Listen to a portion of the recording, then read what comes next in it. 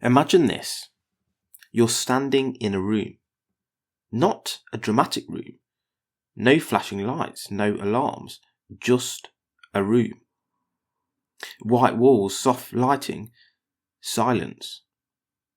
In the centre of the room is a small pedestal. On top of it is a button. No guards, no countdown, no explanation screens. Just a button. And a sentence printed neatly beneath it. If you press this button, you will receive everything you have ever wanted. Everything. Money, freedom, security, status, health, time. The version of your life you secretly imagine when no one's watching. But there's a second line, in smaller font, harder to read. There is a very small chance that pressing this button will end the world. Everyone dies instantly. No pain, no warning, just gone. No one will ever know you were here. No one will ever know you chose. The probability is tiny, 1 in 10 million, 1 in 100 million. Statistically negligible. You're alone. Now tell me, what happens in your mind and body right now? Notice how quickly your mind starts to move, not ethically, not philosophically, strategically. You start negotiating, that's basically zero. The world already takes bigger risks than this. Someone else would press it if I didn't. I'm not causing it, probability is. Your brain becomes a lawyer, not defending the world, but defending you. And this is the first revelation. Morality doesn't collapse under evil. It collapses under temptation plus uncertainty. No one presses the button thinking, I'm evil. They press it thinking, I'm reasonable. We've talked about the trolley car problem before. 5 people versus 1, pull the lever, do nothing. Those are clean. This isn't. Because here nothing is guaranteed. You might press the button and nothing happens. You get the reward. The world continues. In fact, statistically, that's pretty much what's going to happen. So now the question isn't, would you kill the world? It's, how much of the world are you willing to gamble for a version of your life you believe you deserve? Now that's a much harder question. Philosophers will tell you this is simple. Infinite harm multiplied by any probability equals infinite moral weight. Therefore, never press the button. Which is kind of clean, isn't it? It's logical, mathematical. But you are not a calculator. You are a nervous system evolved to survive uncertainty, not infinity.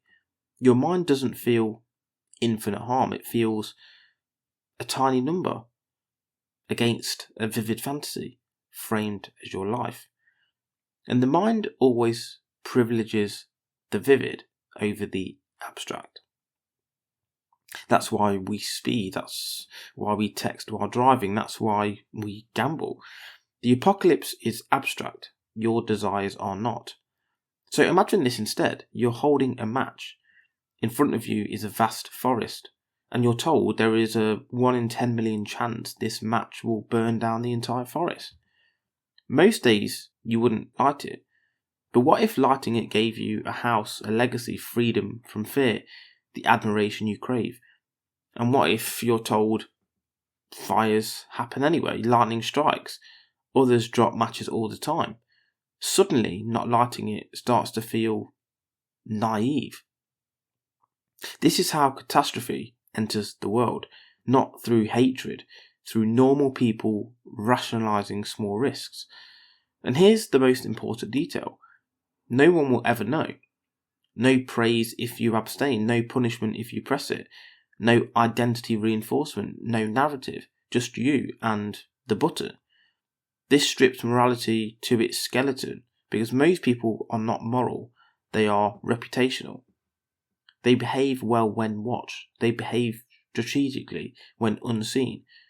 This button asks, Who are you when morality stops paying you back? Now, let's say you press it. Nothing happens. The world survives. You get the reward. Are you a good person? Everyone benefits from your restraint, but you weren't restrained. You gambled and you won. This is moral luck. And now ask yourself something darker. If the world had ended, would that have made you evil? Or were you always the same person, just with a different outcome? So here's the twist though. This isn't hypothetical.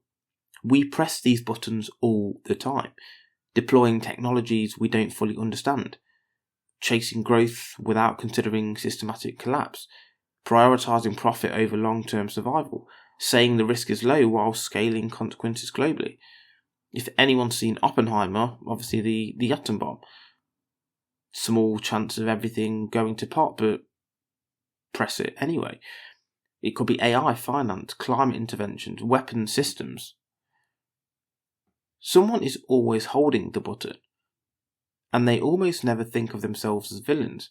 They think of themselves as pragmatic, forward-thinking, rational, necessary.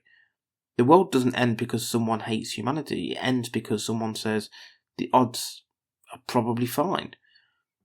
Now bring it back to you. Not governments, not corporations, but to you. Where do you press these small buttons, hoping the cost won't come due? Where do you trade long-term integrity for short-term relief, collective well-being for personal comfort, responsibility for plausible deniability? Because character is not revealed by dramatic sacrifice. It's revealed by small probabilities, big temptations, and no witnesses. So you're still in the room. The button is still there. You haven't pressed it. But now you understand something. The question was never, would you end the world? The question was, what kind of person do you become when the cost of your desires is hidden? If power ever comes to you quietly, without applause, without punishment, you will already know who you are.